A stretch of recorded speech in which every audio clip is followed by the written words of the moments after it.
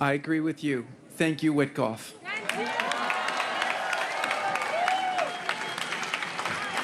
I've had the great honor for the last 10 months of working with Steve very closely, even more so in the last month.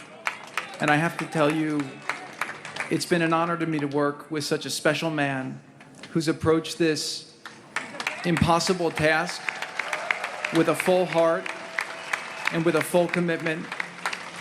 And when things got tough and we ran into brick walls, every time that happened, we just said, let's make a new plan, let's try again. And that's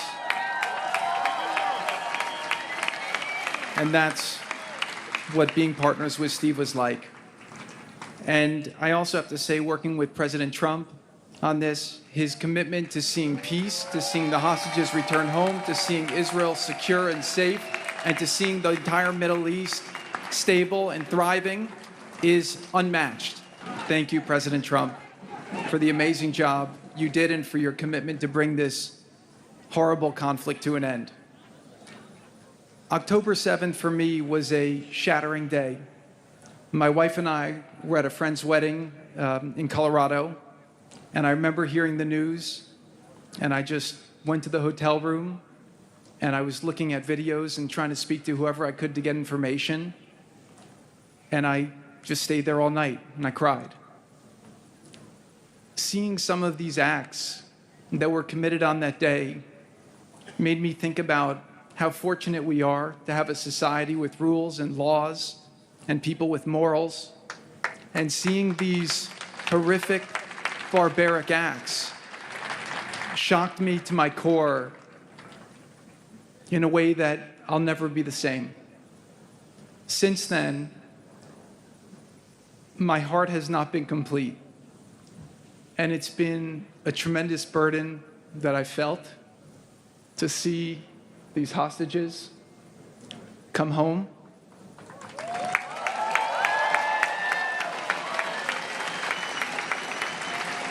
To see their families get the closure they deserve and to end this nightmare.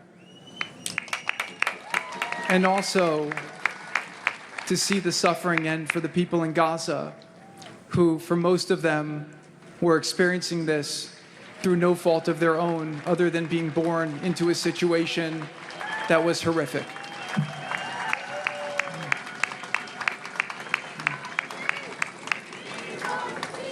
We're not going to celebrate tonight. We're going to celebrate on Monday when the phase one gets into conclusion. But what I did come here tonight to say was that I couldn't be more proud to see the way that the state of Israel and its people have carried themselves through this traumatic, unthinkable, horrific experience. Instead of replicating the barbarism of the enemy, you chose to be exceptional. You chose to stand for the values that you stand for. And I couldn't be prouder to be a friend of Israel, somebody who supports Israel, and somebody who fights very strongly to see Israel survive, succeed, and to achieve its fullest potential.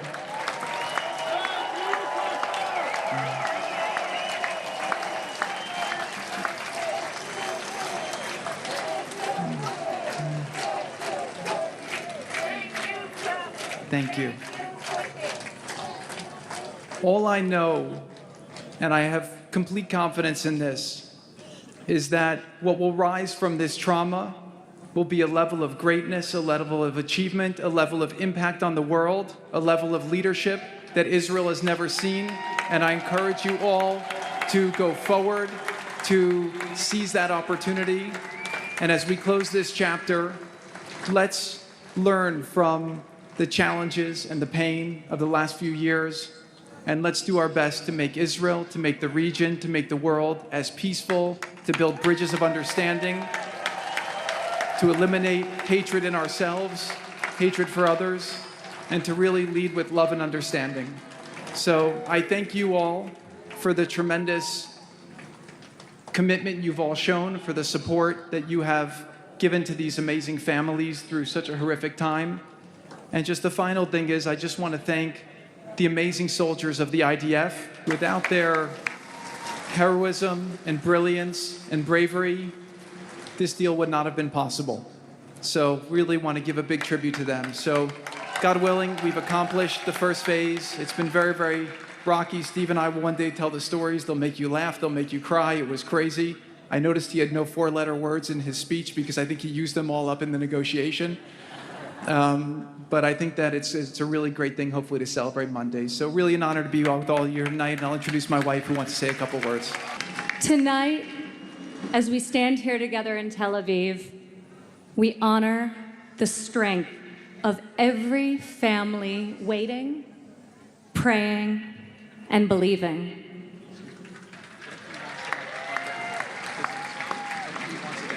Over the last 2 years, the President, myself, Steve, Jared, and so many of others have met these incredible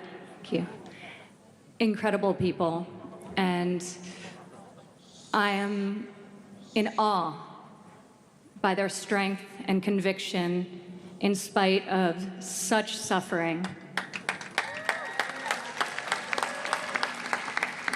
And the President wanted me to share, as he has with so many of you personally, that he sees you, he hears you, he stands with you, always, always.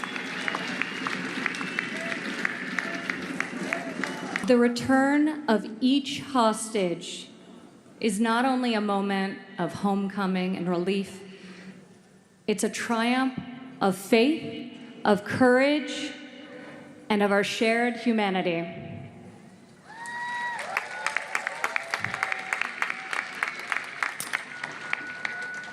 We pray, and so many people are working so hard to ensure that this coming week is one of healing for you all. One of healing as we begin and embark on the next chapter, which, God willing, after far too long, will be a lasting and enduring peace. God bless you all for standing in solidarity together through this dark chapter. And we're all praying for Monday and beyond. So thank you.